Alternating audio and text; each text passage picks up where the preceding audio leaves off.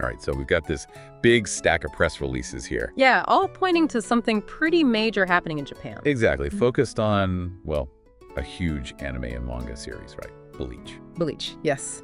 And these are official sources detailing a really multi-part event. Right. So our mission for this deep dive is basically to cut through all these announcements, pull out the really important bits of info, and give you a clear picture, like what is this big event, where is it, when? And what specific stuff can fans expect? Experiences, exclusive merchandise, all that jazz. We're translating the official details into, well, the stuff fans want to know. Okay, let's jump right in then. The main theme, the sort of umbrella term they're using, is BLEACH the Deathberry.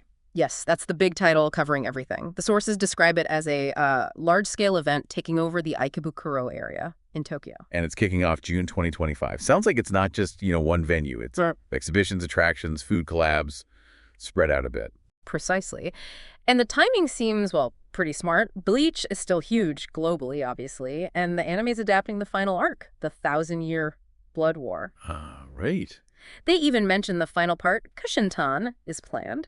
So this event feels like it's building on that excitement, a big focal point for fans. Makes sense. Okay, so where do we start with the actual experiences? The first big thing seems to be BLEACH the Locus of Brave 2. Right. This looks like the main exhibition piece. It's happening at the Sunshine 60 Observatory, specifically in their Tenbu Park space. Gotcha. Dates are June 13th to July 13th, 2025. And it sounds like they're aiming for something more than just like looking at pictures, more immersive. Yeah, that's the vibe. And some highlights sound really interesting. For one, they're showing Tite Kubo's original image names for the anime's third core, Sukokutan, first time shown publicly. Wait, image names? What exactly are those? Like, what do they show us? Good question. Think of them as Kubo's initial visual concepts, almost like raw storyboards or thumbnails he creates before the final manga panels or the anime adaptation. Huh. Oh, okay. So seeing these gives you a direct look into his, first thoughts, how the visual ideas for big moments started. It's a pretty rare peek behind the curtain. That is cool, like seeing the artist's raw ideas. They also mentioned making of materials for that 20th anniversary music video, the one with Aquatima's Old Rose. Yeah, a nice nod to the history there. And for people who want to, actually feel like they're in the world, they're setting up stylish photo spots designed to replicate BLEACH settings or moments.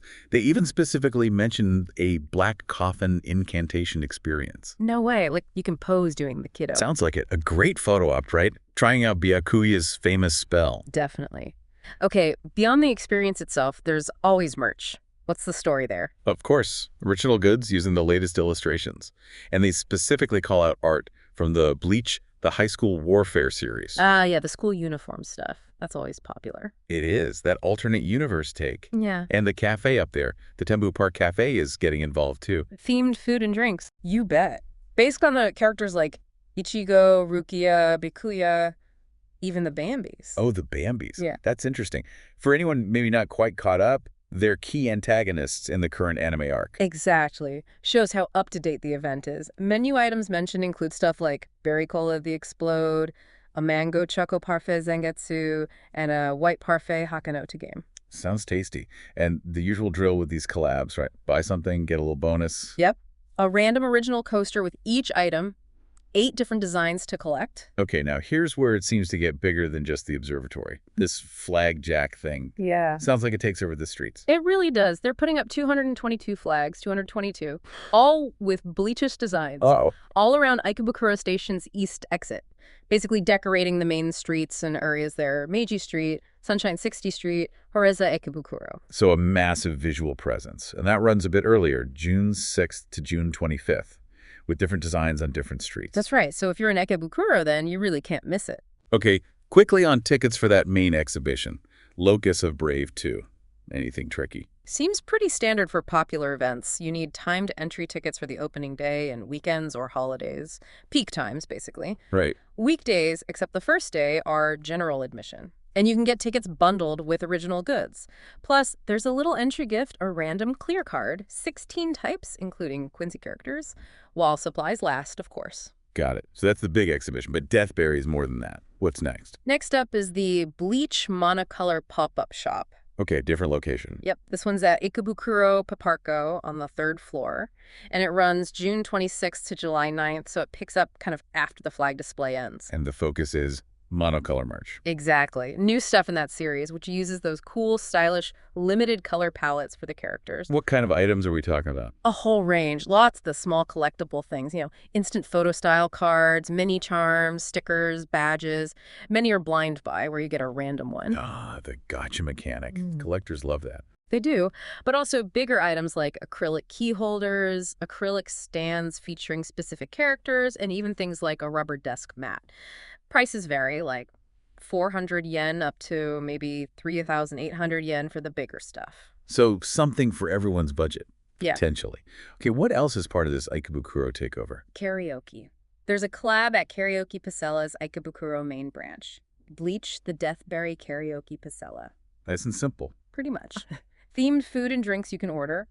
And the convenient part is you don't need a special reservation for the BLEACH theme itself. Just book a room like normal and order the collab menu from there. Easy enough. Any goodies with the karaoke food? Yep, an original character stand with each collab menu item purchased. These feature art from the BLEACH Soul Puzzle mobile game, apparently. And obviously, you can sing BLEACH songs, right? Oh, absolutely. Pasela System Inui Kara has a huge library, including all the classic BLEACH openings and endings. Perfect place for it. Okay, moving on. There's also a collaboration with GiGO, the arcade and taiyaki place. That's right. The BLEACH Age GiGO no Taiyaki event. This one actually runs for a bit longer, June 13th, all the way to July 21st. And what are they offering? Taiyaki, obviously. Yep, themed taiyaki, those fish-shaped cakes called leche, or bleach-yaki, sold at 2 main GiGO taiyaki shops, one in Ikebukuro and one in Osaka. And you get a prize with those too. You do! A random original acrylic charm per purchase. But, heads up, for the first 3 days, June 13th to 15th, they're doing sales via a lottery on the GiGO app. Ah, expecting big crowds at the start then. Seems likely. Besides the taiyaki, there are also novelty drinks. These are available more widely at 15 GiGO locations across Japan. Okay, so Bradder reach for the drinks. And they come with a charm too. Same deal. One random original acrylic charm per drink. And what are these charms like? There are 24 designs total, all using those deformed illustrations from the BLEACH the High School Warfare series again. More of the school uniform chibi style. Okay. And they're splitting the 24 designs into 2 halves. First half runs June 13th to July 4th. Second half, July 5th to July 21st. Different characters in each set. Got it. To encourage people to come back, who's in which half, roughly? First half has folks like Ichigo, Uryu, Renji, Jin, Rukia, familiar faces. Second half includes Ulquiorra, Grimchow, Askin, Bambietta, Naliel. So it mixes across arcs and groups. Cool. Good variety. And there's a contest, too. Yeah, a Twitter retweet campaign running May 30th to June 15th for a chance to win the complete set of all 24 charms. Nice prize for dedicated fans. Okay, we've had exhibitions, shops, food, karaoke. What else? Oh, this DJ event sounds unique. It really does. BLEACH the Deathberry Soul Groover powered by Animate. This is just one night, right? June 28th? One night only. At the Animate Ikebukuro main store, down in their Animate Theater in the basement. And the hook is, it's only BLEACH music. Exactly. No other anime tunes, just wall-to-wall BLEACH, which is pretty cool for hardcore fans. Totally. What's the plan for the night? It starts with a screening of a BLEACH anime episode. And apparently, the episode was picked by Masakazu Morita himself, Ichigo's voice actor. Oh, that's a nice personal touch. Isn't it? Then there's a Soul Session talk show. Morita will be there, along with DJ Kazu, hosted by Mao Yabuki. Okay. And then the main event, the DJ time, with Masakazu Morita actually guest DJing, plus DJ Kazu, Nopio, and Kan Takahiko spinning BLEACH tracks. Morita-san DJing. That's awesome. And they want the crowd involved. Yeah, they specifically mention encouraging pen lights and cheering. Yeah. Sounds like a real party atmosphere celebrating the music. Cool. Tickets. Advance tickets went on sale May 31st for 8,000 yen, including a drink. There might be same-day tickets if it doesn't sell out, maybe even a cheaper ticket just for the later DJ portion. Gotcha. Anything else under the Deathberry umbrella? Just one brief mention, another event called BLEACH World at the Bandai Namco Cross Store Tokyo runs June 13th to July 27th, also explicitly part of BLEACH the Deathberry. Okay, so let's synthesize this. BLEACH the Deathberry isn't just one thing. It's like a coordinated campaign across Ikebukuro, right? Exactly. It's using multiple venues, Sunshine 60, P Parko, Karaoke Pasela, GiGO spots, Animate, Bandai Namco,